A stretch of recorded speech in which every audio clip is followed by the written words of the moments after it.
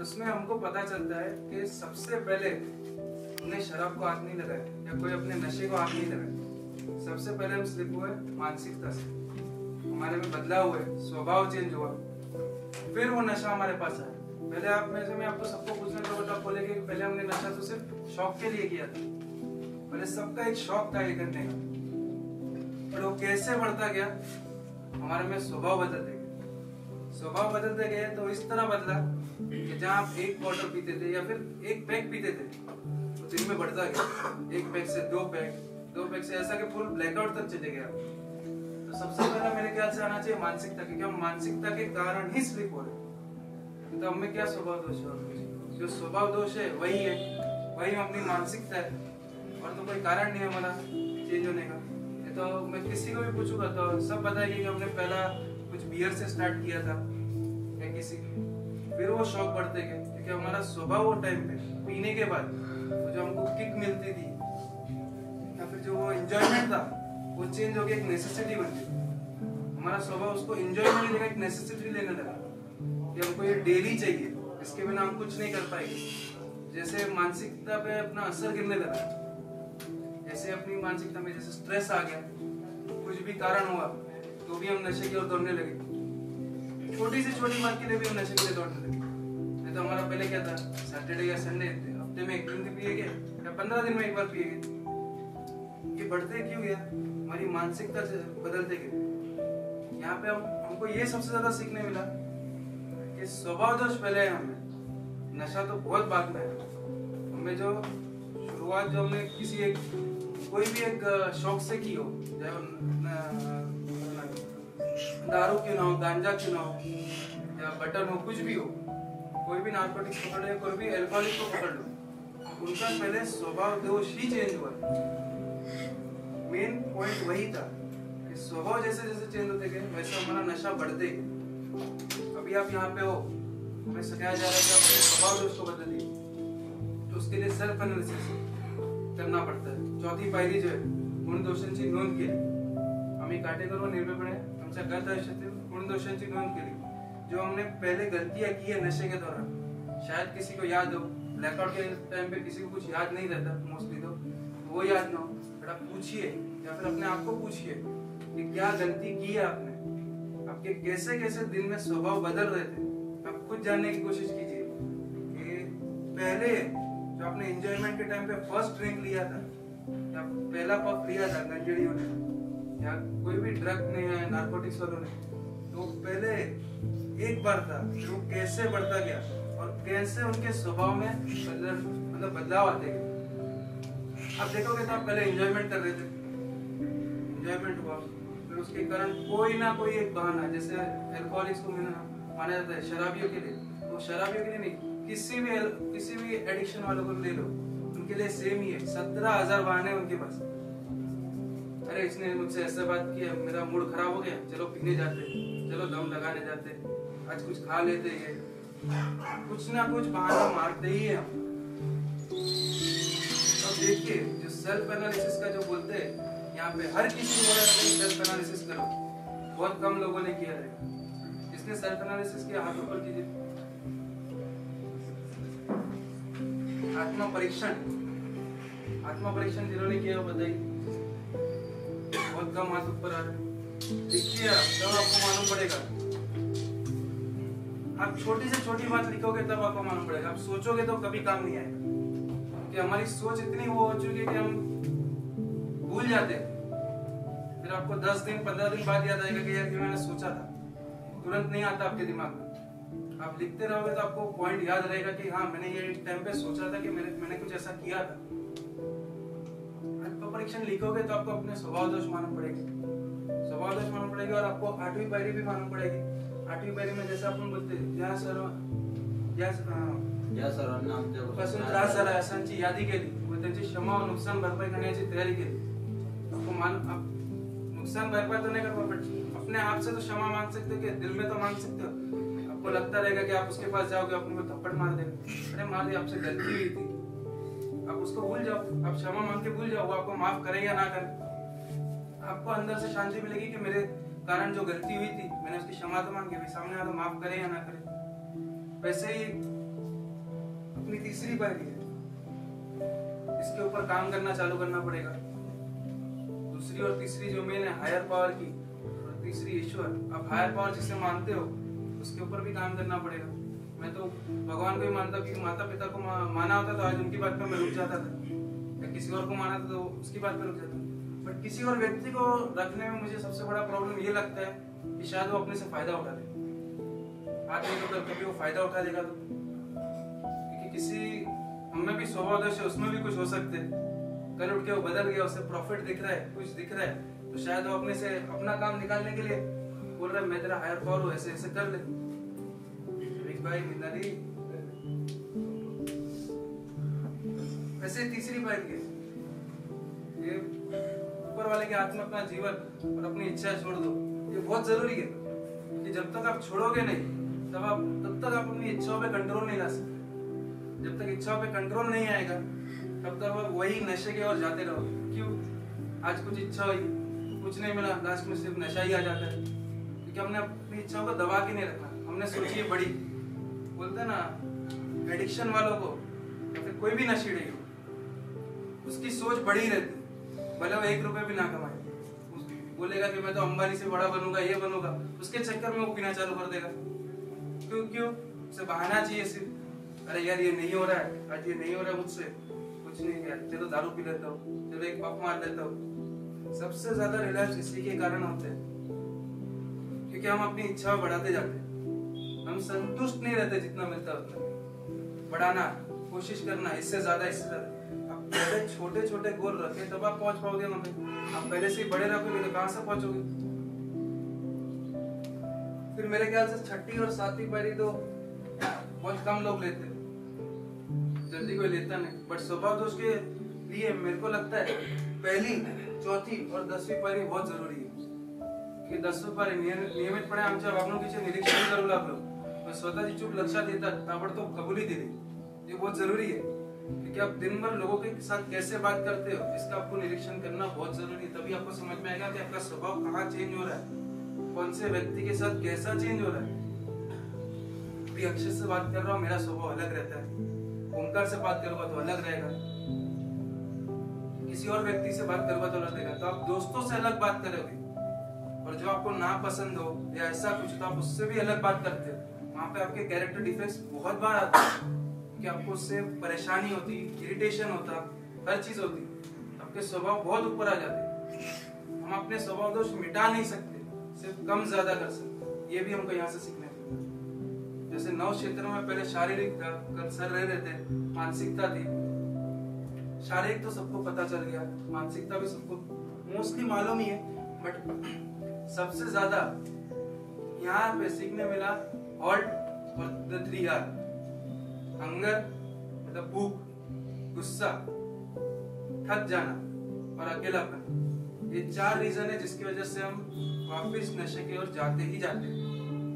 भूख लगती तो हम कुछ न कुछ बोलते, कुछ नहीं यार इतना ही है, चलो इसमें कुछ और नशा किया जाता है। भूख लगने लगती, कुछ नहीं होता तो वहां दौड़ते। गुस्सा आता तो गुस्से को शांत करने के लिए नशे की ओर दौड़ते। थकावट होती तो थकावट मिटाने के लिए नशे की ओर जाते। अकेलापन मिटाने के लिए भी हम नशे की ओर ही जाते। इसके बाद आता है रिजर्वेशन, रिमोर्स और रिसेंटमेंट। ये 3 चीज बहुत जरूरी है, इसके ऊपर ही मोस्टली हम स्लिप होते हैं। यहाँ से स्लिप होना चालू होते हैं, रिहैब में आने के बाद ही हम स्लिप होना चालू हो जाते हैं। आप बोले कि हमारे हाथ में दारू नहीं है, हम स्लिप कैसे? आप मेंटली स्लिप हो जाते हैं, मानसिकता से आप स्लिप हो रहे हो पहले, क्योंकि हम यहाँ पे खुन्नस रख के बैठते हैं घर वालों की किताब, यार 3 महीने के लिए डाल दिया, 3 महीने से ज्यादा हो गया, अभी तक लेने नहीं है। रिसेंटमेंट, उसको रिसेंटमेंट को क्या बोलते हैं हिंदी में?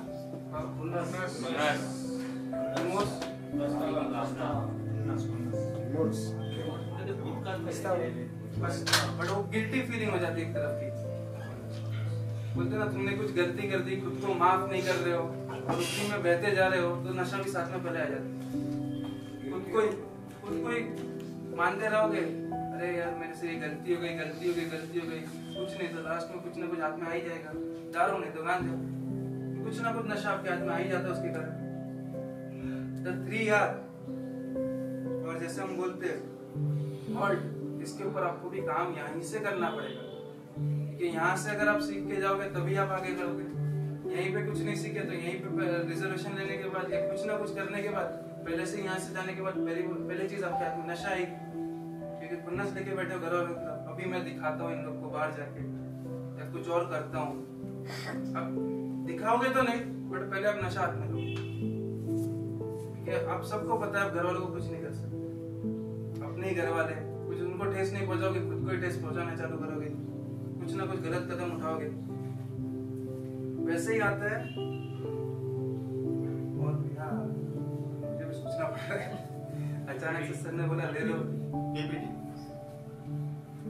अच्छा बताया मंगेश जी ने, PPT people places and things, avoid people places and things. जो पुराने नशेड़ी दोस्त, जो जगह आप नशा करते थे और जो सोच उनके पे, मोस्टली इसमें एनवायरनमेंट का मतलब वातावरण का ज्यादा वो होता है। ठीक है, आप जैसे ही वो वातावरण में जाते हो आपको वही चीज याद आती है और आपके हाथ में वही चीज आने लगती है। एक दिन नहीं आएगी, 2 दिन नहीं आएगी, बट चौथे पांचवें दिन तो हाथ नहीं आएगी। कितना दिन रोक पाओगे आप अपने आप को? क्योंकि वो लोग आपको कैसे ना कैसे नशे की ओर वापस लेके ही जाने वाले। वो तो छोड़ेंगे नहीं, बट आपको भी छोड़ने नहीं। उनका काम क्या है? वही है, वो अपनी जिंदगी में खुश है वो नशा करके, बट अपने को वही ट्रैक पे लेके जाना। मैं मेरा एग्जांपल देता हूँ। यहाँ से जाऊंगा, अगर मैं वही लोगों के बीच वही जगहों पर वापस गया तो मेरी सोच वही जाएगी, यार ये कलर अच्छा चल रहा है यार, मुझे भी डाल देना चाहिए था, मैं किधर और डाल देता, पैसे आ रहे, इनकम आ रही है। या फिर वही दोस्तों के बीच वही चल रहा है, उनके बीच में हुक्का फुकरे, मैं भी चालू हो जाऊंगा। एक दिन नहीं तो दूसरे दिन में नहीं। मैं इतना गारंटी दे सकता हूँ कि वही लोगों के बीच बैठने के बाद अब 1 घंटे के बाद वो हाथ में ले लोगे, क्योंकि उनकी सोच ही वैसी है, आपको लेके ही जाएगी।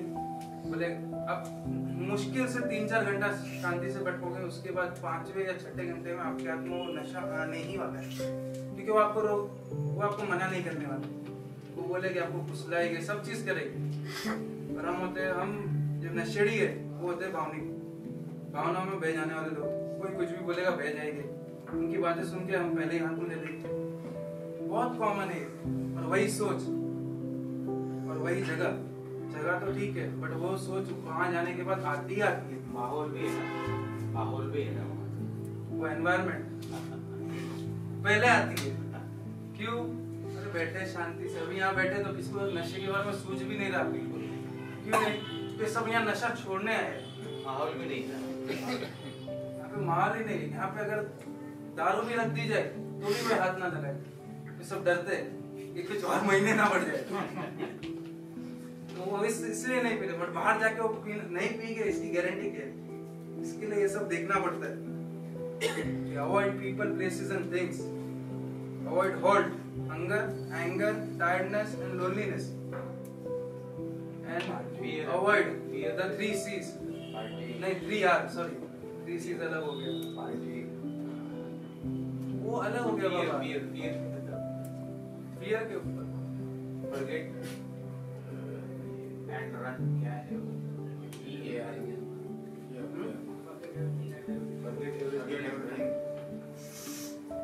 भागना तो नहीं चाहिए, मैं तो बोलूँगा। वो अभी तक हुआ नहीं सेशन में। फियर की बात कर रहे हो ना, forget about everything, forget everything and run. शायद किसी ने सेशन नहीं लिया। कोई जानता है सेशन के बारे में? नहीं। Forget everything and run. नहीं।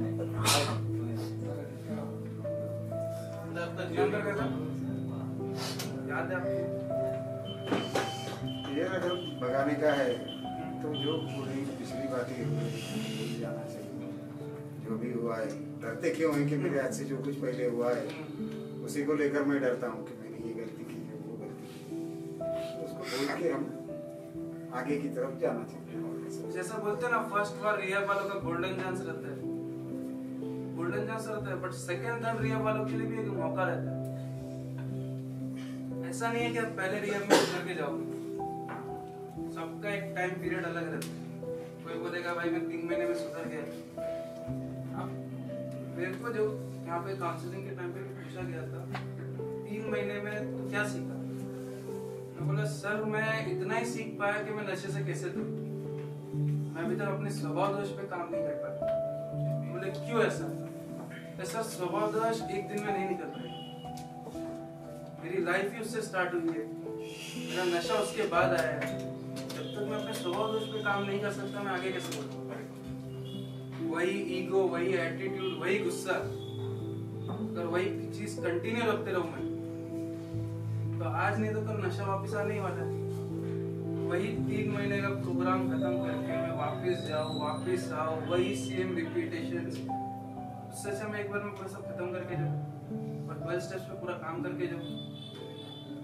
ये सोचते 12 स्टेप्स इम्पोर्टेंट नहीं है, एक्चुअली ये हर किसी के लिए इम्पोर्टेंट है, चाहे वो एडिक्ट हो या नॉन एडिक्ट।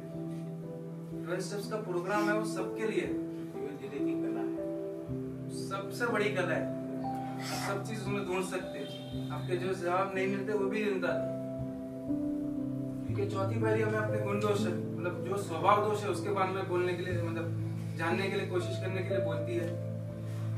पहली पारी जो है वो बोलती है कि हम नशा नहीं कर सकते क्योंकि हमारा में कुछ इम्बैलेंस है ब्रेन में, जिसके कारण हम नशे की ओर खींचते ही चले जाएंगे। तो हम नशा छोड़ नहीं सकते, उससे दूर रहने की कोशिश कर सकते हैं। जितना दूर रहेंगे उतना हमारे लिए बेनिफिट है। कि जितना नजदीक जाने की कोशिश करेंगे उसके उतना हम वापस वही सर्कल, वही सेम लाइफ साइकिल चलती रहती है। पहले नशा, फिर वापस कुछ और, फिर नशा, ये चलते ही रहता साइकिल। जैसे मंगेश जी कल बता रहे थे मुझे, मंगेश जी बताइए आप स्लिप कैसे हो रहे? 6 महीने आपका साइकिल जब हम कर बता रहे थे तो मंगेश जी ने बोला कि यहाँ से जाने के बाद मेरा 6 महीने का साइकिल है सोब्राइटी का, उसके बाद मैं स्लिप होना चालू करता हूँ।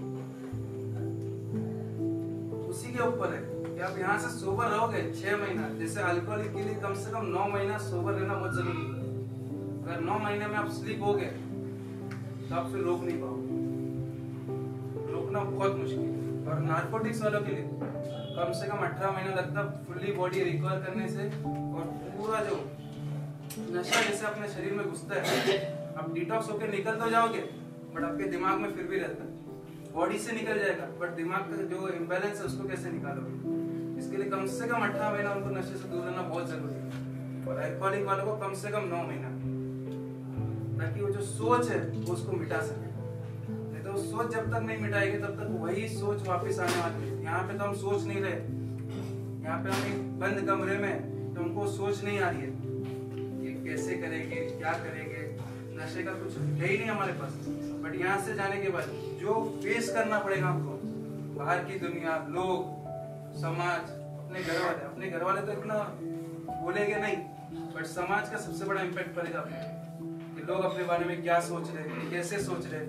फिर उनके खिलाफ एक रिसेंटमेंट, रिजर्वेशन रख के ये लोग मेरे बारे में ऐसा बोल रहे हैं। हम कुछ महीने, 15-20 दिन भी नहीं, कुछ महीने बाद वापस नशे की ओर जाने, क्योंकि हम वही सोच के बैठे कि ये लोग मेरे बारे में, सोचना ही बंद करना है हमको। लोग अपना हमारे बारे में क्या सोच रहे थे। जब हमारे अच्छे दिन थे तभी भी लोग बुरा बोल रहे थे, जब हमारे बुरे दिन थे तभी भी लोग बुरा बोल रहे थे। लोगों को दोनों, समाज को दोनों ही चीज हजम नहीं होती। तुम्हारे पड़ोसियों को और तुम्हारे जो आजू बाजू लोग हैं उनको दोनों ही चीज अच्छी नहीं लगती। आप बढ़ते हुए और आप घटते हुए, दोनों ही चीज में आपका बुरा ही बोलने वाले, कोई अच्छा आके बोलना नहीं वाला है आपको। आपके सामने बोल देंगे अरे आपका बेटा बहुत तरक्की कर रहा है, बहुत अच्छी जॉब लग रही है, बट वो अपने बेटे को नहीं मिली, उसके लिए तो आपको पीठ पीछे कुछ बोलने ही वाले। पैसे लगा के किया रहेगा, ये किया रहेगा, वो किया रहेगा, रिश्वत खिलाई रहेगी तभी उसको इतनी अच्छी जॉब मिली। उसका बेटा तो पढ़ा लिखा नहीं है इतना, मेरा बेटा इतना पढ़ा लिखा है। ये आपको बोलते ना रूमर्स जो बोलते, जैसे हम यहाँ पे भी फैलाते कुछ रूमर्स, ये नहीं करोगे तो स्टॉक बंद हो जाएगा, तो सब लग जाते काम पे। वैसा ही है, वो कुछ बोलेगे आप लग जाओगे काम पे, पहले ही नशा आएगा हाथ में। यहाँ पे सिर्फ स्टॉक का बोला जाता तो सब काम पे लग जाते। बाहर तो आपको 100 चीजें ऐसी मिलेगी, कुछ ना कुछ एक बोलते ना पिन चुप जाएगी आपकी, छोटी सी पिन है, कहाँ चुपेगी पता भी नहीं चलेगा। वैसे ही तो वैसे आगे आपको कुछ सवाल है, कुछ पूछना है, फ्रेंडली है, कुछ टेंशन मत लो, मैंने तो कोई और जवाब दे दिया। अरे तो डेली रिफ्लेक्शन है ना, उसका समझाने में सिद्धांत ना कि व्यक्ति महत्व की वाक्य तत्व। कम शराब पीने वाले हो, कोई दूसरा ज्यादा शराब पीने वाले हो, आप एक दूसरे को कंपेयर ही करते रहते हो हर चीज में। वो हमारा कंपैरिजन नशे के दौरान ही सबसे ज्यादा होता है और सबसे ज्यादा हम उसमें ही ज्यादा पीने लगते हैं। मी बेवडा पण तेवढा नाही थोडक्यात जैसे आप बोलते थे मैं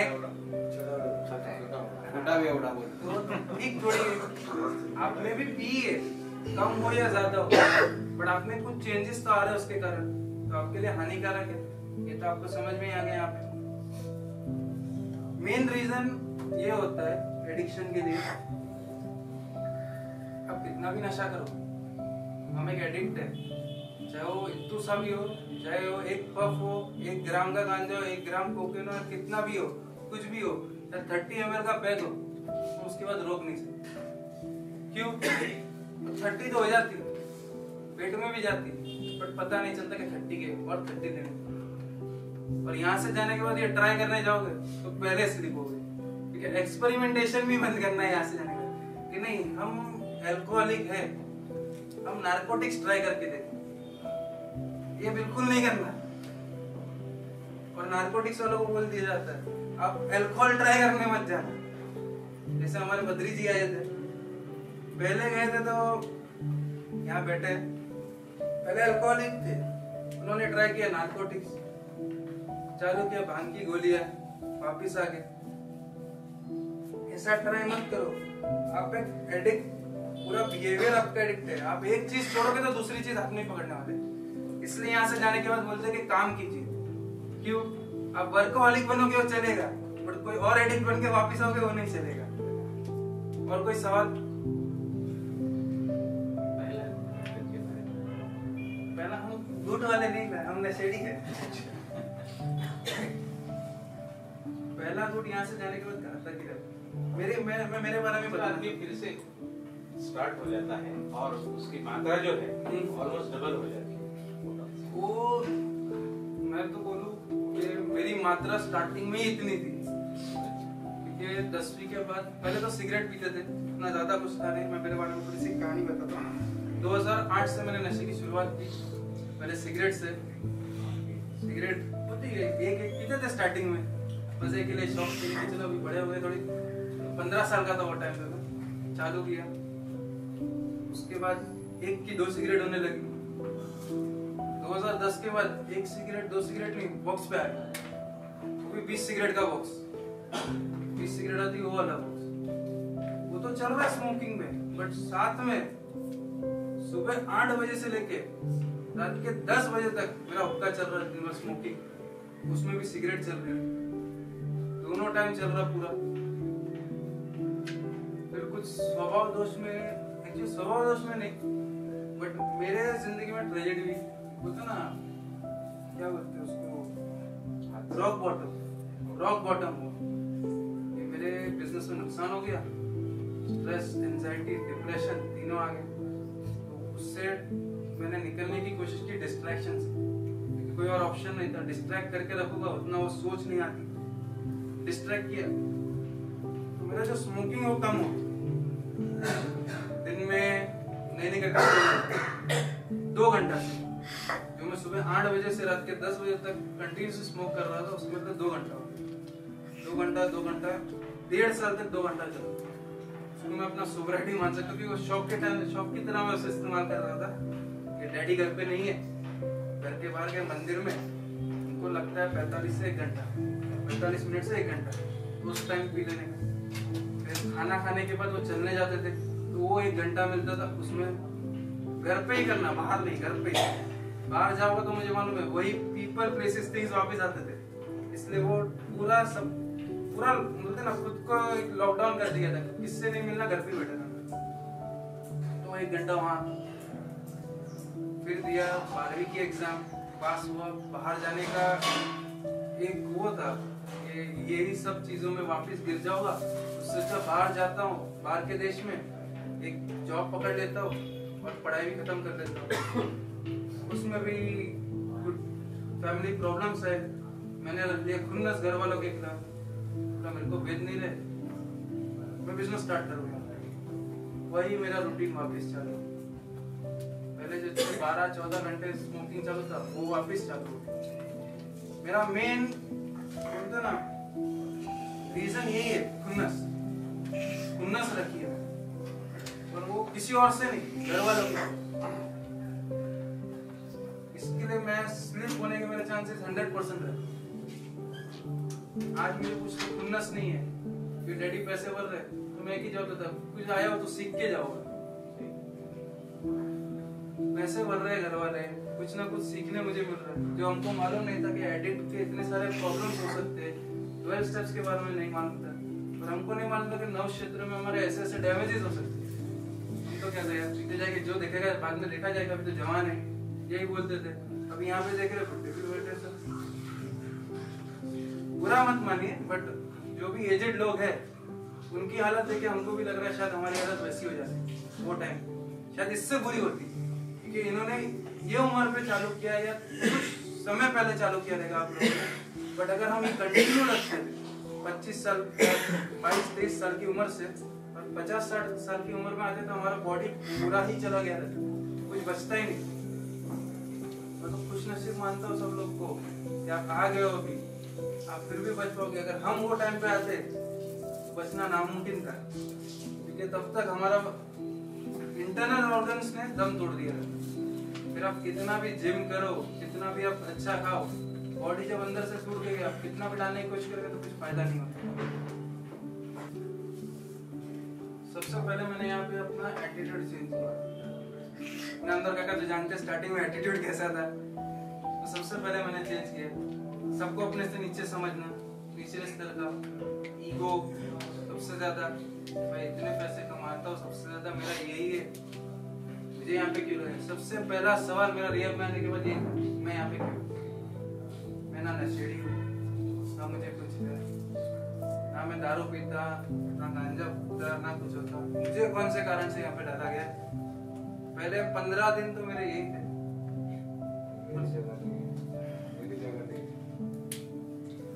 फिर जैसे जैसे सेशन होते गए तब समझ में आया कि मेरी एक एडिक्ट पर्सनालिटी, मैं कोई बोलते ना कोई चीज से एडिक्ट हो जाता हूँ, कोई भी चीज हो, चाहे वो पैसा हो, चाहे कुछ नया बिजनेस हो, कोई थिंकिंग हो, उसी चीज पे लगा पड़ता हूँ, अपना सब दिलो जान सब उसमें देता हूँ। दूसरी चीज होती है रिस्पेक्ट, किसी की रिस्पेक्ट ही नहीं थी मुझे यहाँ पे। किसी भी स्टार्टिंग में तो मैं किसी से बात नहीं करता था, बट एक रिस्पेक्ट नाम की चीज मैं घर पे भी भूल गया था। घर वालों से कैसे भी बात करना, गाली दे देना। मैंने शहरी में बताया कि मेरे घर वालों ने मुझे ये भी बोला है कि तू हमारा ही बेटा नहीं, किसी से उठा के लाया हम, ये तक बोल दिया। दूसरी चीज मुझे रिस्पेक्ट सीखनी थी। तीसरी है मुझे मेंटालिटी पूरी चेंज करनी पड़ी कि सबसे ऊपर मैं, सब मेरा ही सुनना चाहिए, ये सब मुझे छोड़ना पड़ा। ये था मेरा थर्ड पार्ट, मेंटालिटी पूरी चेंज की मैंने। सब एक एटीट्यूड, ईगो, गुस्सा, सब काम किया मैंने। मोस्ट ऑफ द चेंजेस मैंने उसमें से ही लाए। कोई यहाँ पे बोलता है मैं गुस्से की वजह से हो, कोई आपने गुस्से के दौरान जो किया उसके कारण आप यहाँ, आपने गुस्से के कारण कभी यहाँ पे नहीं। गुस्से में जो आपने किया है, दिनेश सर थे वो दिन पिकअप पे, तो उनको कभी पूछ लेना, मेरे जो अंदर का दरवाजा है बेडरूम का वो पूरा टूटा हुआ है, कि दोनों पंच और सर मार के मैंने पूरा होल कर दिया। सन माइका का जो बना हुआ था पूरा अंदर दब चुका। मैंने पहले अपनी मेंटालिटी चेंज, साथ में गुस्सा शांत है, शॉर्ट टेम्पर था मेरा, कोई छोटी भी बात बोलेगा तो गुस्सा आ जाता है, तूने ऐसा क्यों बोला। अभी भी आता है कभी कभार, बट कंट्रोल करने की कोशिश जरूर करता हूँ। और फिर आता है कॉलर में, मतलब कोई भी चीज हाथ में पकड़ना तो उसे छोड़ना ही नहीं जब तक पूरा ना हो। ऐसे पकड़ोगे खत्म ही ना हो, परफेक्शन मिलना चाहिए हर चीज। अभी भी है वो बिहेवियर, नहीं बदल रहा है कि कोई काम हाथ में देते हैं तो उसको इतना परफेक्ट करने की कोशिश करता हूँ कि कोई गलती नहीं होती, क्योंकि मुझे गलती से बहुत डर लगता है कि ये गलतियों के कारण ही मैंने सबसे ज्यादा लॉस खाए। पहले 60 लाख, फिर 30 लाख, फिर 40, ऐसे करके बहुत नुकसान खाए। ये ऑल और नथिंग के कारण ही। अभी भी परफेक्शन है, छोड़ नहीं। पूछना चाहता हूँ, ये अच्छी बात है ना? एक तरफ से अच्छी भी है, बट एक एडिक्ट पर्सनालिटी के लिए गलत है। टोकाचं परफेक्शन नको, हमको आमिर खान नहीं बनना है कि पूरा पिक्चर एकदम परफेक्ट होना चाहिए। कुछ गलतियां हमसे भी होती है, हम भी इंसान है, इंसान गलती करेगा तो भी सीखेगा। तो आप परफेक्शन के लिए जाओ, बट ऐसा मत करो कि परफेक्शन के पीछे पड़े रहो इतना कि आप और गलतियां करोगे। सबसे ज्यादा इसी के कारण प्रॉब्लम आती है कि हमको सब कुछ चाहिए या कुछ नहीं चाहिए, हम सब कुछ लेना चाहते हैं। अभी नॉर्मल सा एग्जांपल है, आज बिजनेस अच्छा हो रहा है, प्रॉफिट हो रहा है, तो हम बढ़ाने की कोशिश करते हैं। ये नहीं सोचते कि इसको चलने दे, समय तक चलेगा तब हमको रिजल्ट मालूम पड़ता है। मुझे आज प्रॉफिट हो रहा था, मैं कल बढ़ाने की सोच देता, बढ़ाने का। आज प्रॉफिट हुआ, अरे भाई आज 50,000 का धंधा है, एक काम करते और कुछ और डाल देते और इनकम आने की कोशिश में प्रॉब्लम्स 50,000 आया, कल वापिस 50 आया, तीसरे दिन 50 आया, चौथे दिन अगर 10,000 आएगा तो क्या करोगे आप? हम वही पैसा 2 दिन का पैसा मैं डायरेक्टली डाल देता था कि चलो और बढ़ाते। उसमें क्या होता है कि मेरे जैसे लोग नजर में आते। कंटिन्यूटी रखेंगे तो परफेक्शन में एक्चुअली ज्यादा फायदा। कंटिन्यूटी कैसे रखनी है? आप जो चीज कर रहे हो उसी में करते जाओ, बट उसे ओवर करने की कोशिश ना करो। ये ऑल और नथिंग एक्चुअली ओवर करने की कोशिश रहती है हमारी। मेरी तो एडिक्ट पर्सनालिटी है। अभी नॉर्मल सी बात है, आप दारू 30 पी रहे थे कि आपको बराबर हो रही थी, बढ़ा ना पैगी, उसमें भी आप बढ़ाते ही गए ना। वैसे ही हमारी सोच ही ऐसी,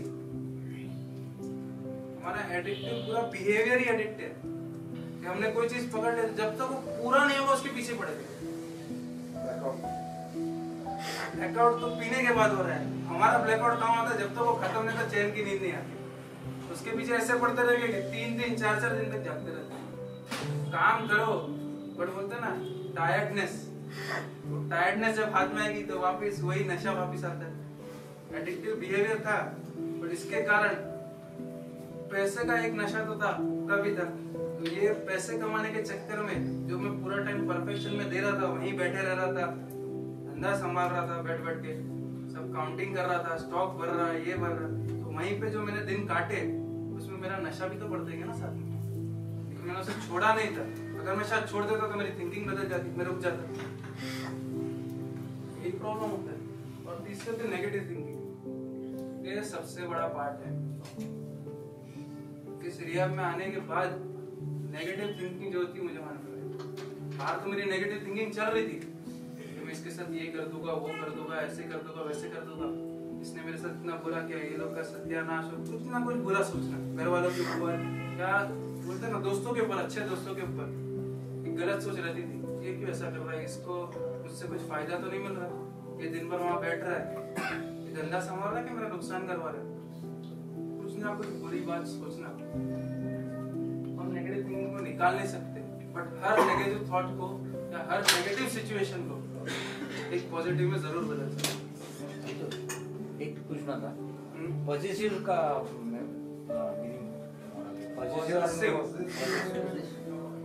शायरी है वो किसी और को न मिल जाए, वो मतलब उसको पूरा बहुत केयर करो। आप अपने बीवी की तरफ पॉजिटिव हो। हाँ, सिंपल बेस्ट एग्जांपल, आपकी बीवी को कोई छुए, आपको पसंद नहीं, वैसे ही आपका सबसे बड़ा पॉजिटिव कौन है? आप दारू के लिए। ये इसमें कंपेयर नहीं मेरा होता। पैक कोई पीना नहीं चाहिए, ये कंपेयर नहीं होता ना, नेगेटिव थिंकिंग में कंपेयर नहीं होता ना, दोनों मैं सेम नहीं। वो बिहेवियर रहता है, वो आपको चेंज करना पड़ेगा। वो एक्चुअली मेंटालिटी में आता है, आपको मेंटालिटी चेंज करनी पड़ती है। ऑब्सेशन भी होता है एक तरीके का, तो हमारे यहाँ पे तो कम है। मैं जिस बुक पढ़ रहा था वहाँ पे मैंने ये भी देखा है कि ओवर ईटर्स एनोनिमस भी होता है। हाँ, जो ज्यादा खाना खाते हैं। हाँ, हम तो कुछ नहीं है अभी तक। फैमिली एनोनिमस भी होता है, फैमिली डिस्प्यूट्स जहाँ ज्यादा होते हैं, घर के बारे में सोच बदलते रहती है लोगों की कि ये कहाँ जा रहे हैं। जैसे साकरे सर बोलते रहते हैं कि पहला हमारा दिमाग में वो गलत सोच आती थी बीवी की तरफ, घर वालों की तरफ, सबसे ज्यादा नशे के कारण ही आते। नेगेटिव थिंकिंग जो है उसे बंद करना बहुत मुश्किल है। चलो अभी 10 मिनट बाकी है, थोड़ा सबको शांत किया जाए। मानपट सरल, डोळे बंद, पंखा चालू करतो ना कुछ, पंखा बीच वाला चालू करू। डोळे बंद, मेडिटेशन करो कुछ।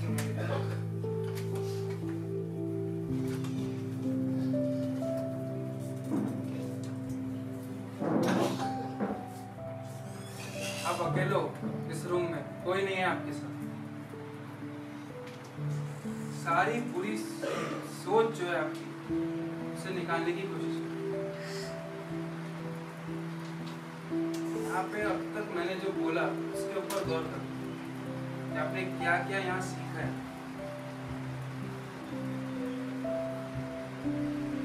फिर उस पल को याद करो जब आपने पहली बार अपना नशा पकड़ा।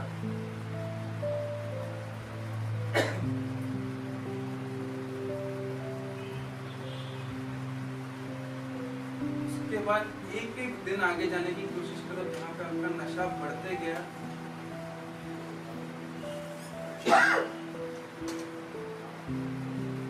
एक एक दिन जैसे नशा बढ़ते गया उसमें आपके अंदर जो बदलाव आते गए, स्वभाव बदलते गए आपके बारे में, वो सोचने की कोशिश करो।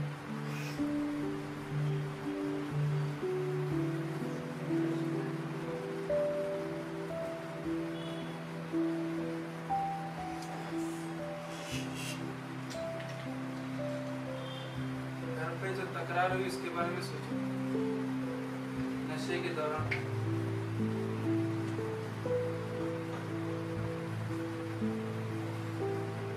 आपने अपने आप को जो हानि दी उसके बारे में सोचो।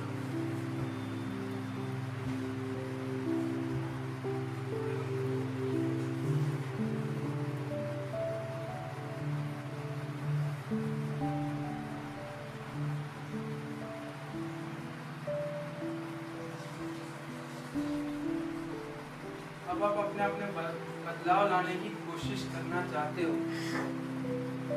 आपको कौन सा रास्ता दिख रहा है?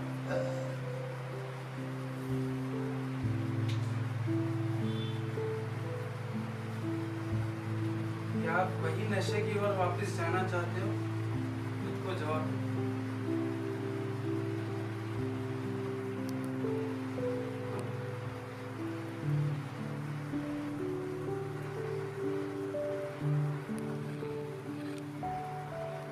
अब आप वो सोचो आपने क्या क्या गवाया ये नशे के कारण। अपने दोस्त, अपने परिवार के सदस्यों के बारे में सोचो जो आप खो चुके हो, आपसे दूर हो गए हो।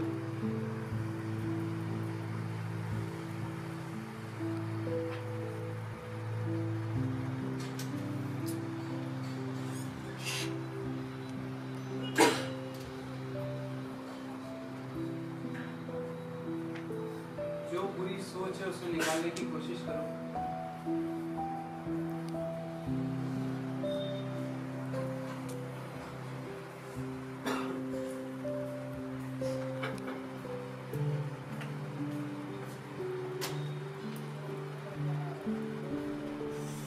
अभी आप यहाँ नशे से मुक्त हो, नशे से नजदीक नहीं हो, आप दूर हो, तो आपको कैसा महसूस हो रहा है वो सोचो।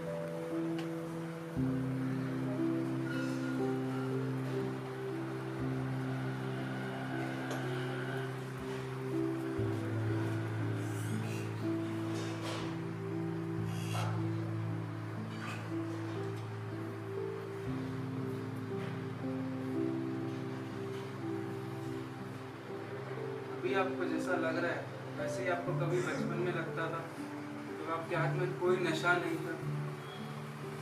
अब यही फीलिंग को अपने बचपन से कंपेयर करने की कोशिश करो जब आपके हाथ में कोई नशा नहीं था, बच्चे थे और खुश थे हर चीज में जो आपको मिल रही थी।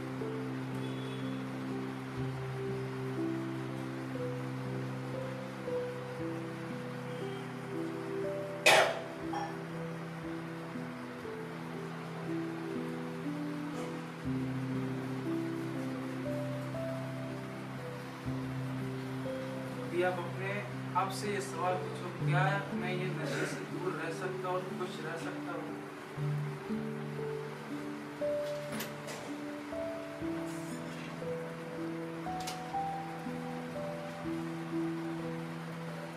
अगर मैं नशे से दूर रहकर खुश रह सकता हूँ तो मैं नशे से दूर रहना ही पसंद करूँगा।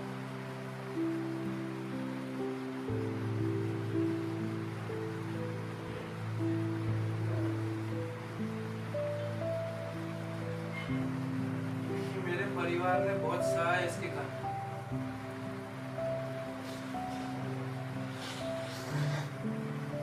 साथ में मैंने भी बहुत कुछ झेला है। मेरी मानसिकता बदली, मेरे शरीर को नुकसान हुआ, मुझे बीमारियां हुई जो इस उम्र में मुझे लगनी नहीं चाहिए।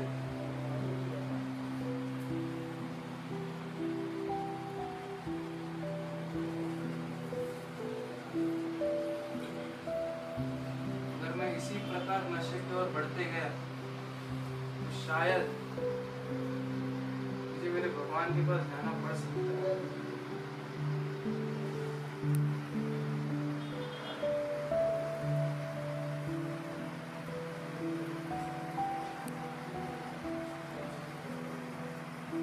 हमने हर लिमिट क्रॉस कर दी इस नशे के कारण।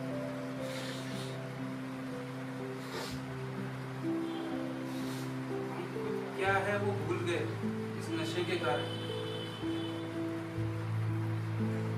हम किस स्तर तक गिर गए इस नशे के कारण।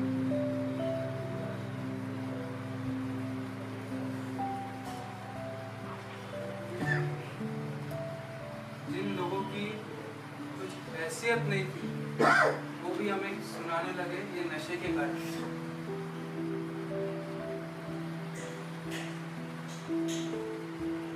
क्या मुझे ये नशा अभी भी करना चाहिए?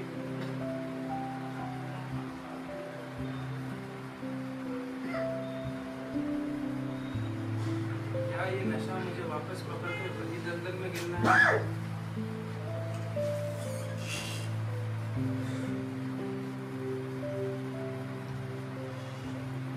क्या नशा मुझे वही खुशी दे सकता है जो आज मुझे मिल रही है? मेरे परिवार वाले खुश हैं, मैं खुश हूँ, मेरे दोस्त खुश हैं।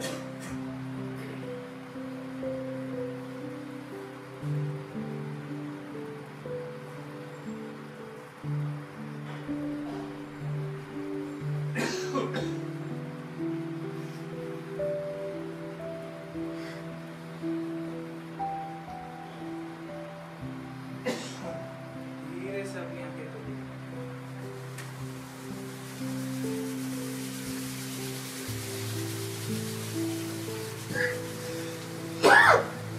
कैसा लगा? क्या मेरे सवाल सही थे आपके लिए? क्या वही दलदल में वापस गिरना चाहते हो? वही नशा वापस कर करके, वही खुद की तबीयत खराब करके, वही घर वालों के पैसे उसी चीज को रिपेयर करने के लिए वापस जाना पड़ेगा। आज तो आप रिहैब में हो। अगर आपकी कंडीशन बुरी रहती डॉक्टर को और पैसे देने पड़ते थे, हॉस्पिटल में पैसे जाते थे आपके। क्या घर वाले, सबके घर वालों के पास तो पैसे नहीं है होते, जिनके पास है वो चार्ज डाल सकते हैं। वो एक बार ठीक करेंगे, 2 बार ठीक करेंगे, 3 बार ठीक करेंगे, लास्ट में वो भी बोल देंगे कि खाली फोकट का खर्चा है, इसको मरने दो, इसका हमेशा का हो गया है। आज अपने घर माता पिता बोल रहे हैं, आपकी बीविया या माता पिता बोल भी रहे, एक बार बोलेंगे, 2 बार बोलेंगे, 3 बार बोलेंगे, बड़ा वही दलदल में वापस गिरते गए, वो भी आपको छोड़ के जाएंगे। छात्र सर जैसे बोलते हैं यहाँ पे, जिसका पहला रिहैब है, इनकी शादी हुई है, डिवोर्स नहीं हुआ और आपने शराब शुरू रखी, तो आपका डिवोर्स पक्का ही है।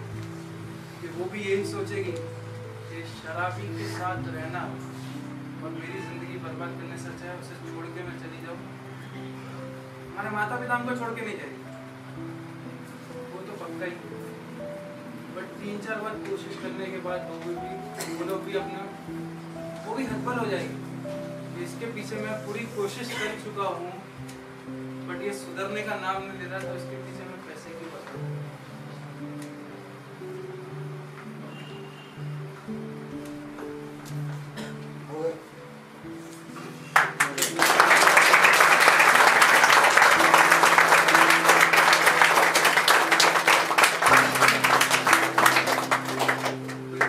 गलत बोला तो सॉरी, भाई मेरे को all of a sudden session में भी कितना बोला गया सेशन? था। बहुत बहुत अच्छा अच्छा लगा लगा। भाई। सीखने मिला इससे। कुछ सवाल है तो अभी भी पूछ सकते हो।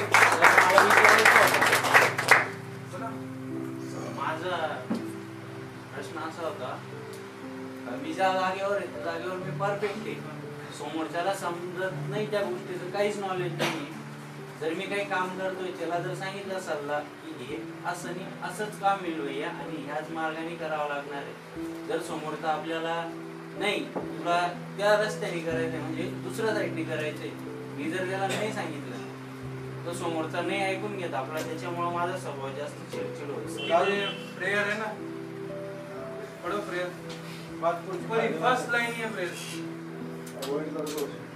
वाचा उभा राहून वाच वाच। ही परिस्थिती आवाज- आम्ही आवाजाची वाच नाही बदलू नाही शकत, ती परिस्थिती स्वीकारण्यास मान्य मनाची प्रसन्नता मनाची आम्हाला- प्रसन्नता आम्हाला ती हम अगर दूसरों को बदलने की कोशिश करेंगे वो लोग नहीं बदलेंगे। नाही त्याला बदलवायचं नाही आपल्याला, जसं मी काम करतोय मी सोनारी काम करतो, या चैनीला ह्या पद्धतीनेच डाग द्यावा लागणार आहे, याला पर्याय दुसरा नाही. हम कुछ नहीं कर सकते, उनके हिसाब से करके दो, उनकी प्रसन्नता उसमें दो। गलत बात होती है। गलत होने दो, आपको प्रसन्नता मिल रही है, आपको प्रसन्नता रखनी पड़ेगी, क्योंकि हम हर किसी को बदलने के लिए नहीं बैठ सकते। आप एक जन को बदलने की कोशिश करोगे आप खुद बदल जाओगे। हमारे में भी ऐसा होता है, बैठ जाइए बताओ। इनका सवाल अच्छा है, हमारे में भी ऐसा ही होता है, हमको कोड दिया जाता है, हम बना के अच्छे से देते हैं, पर उसका क्या रहता है, वो बोलता है नहीं हमको वैसा ही चाहिए। उसको बोलने की सब कोशिश करोगे, तुम समझाने की करोगे कि ये पॉसिबल नहीं है, ये नहीं हो सकता, नहीं हो सकता फिर भी वो बोलेगा नहीं मेरे को ऐसा ही चाहिए। अभी वो क्लाइंट है, उसको नहीं समझा सकते तो हमको उसके हिसाब से कैसे भी बना के, तो जब गलती होगी तो वो सामने से वापस आएगा, क्या कर सकते हो उसमें। तो वो चीज वेस्ट जाने वाली है ना, उनके लिए वेस्ट है, अपने लिए वेस्ट नहीं है। अपने को तो पैसे मिल ही आपण रहे, तो पैसे मिल ही जाएंगे। थोड़ा काम करोगे इतना सा बड़ा काम करो, पैसे तो मिल ही रहे हमको, उनको सिखाने जाएंगे तो खुद का सर खराब होगा, उसमें कुछ नहीं, तो वापिस बढ़ेगा। टेंशन बढ़ेगा, तो वापिस कुछ ना कुछ नशा हाथ में आने वाले। जी परिस्थिती आम्ही बदलू शकत नाही, ती शिकवण्यात मनाची प्रसन्नता आम्हाला, उसको बदलने से तो आपण खुश होते, ठीक है भाई करके देतो, तर को जैसा चाहिए वैसा दे, खुश रहने का उसमें आपली माघार घेऊन घ्यायची. झुकना तो पड़ेगा ही। और कोई सवाल? सेशन खत्म कीजिए।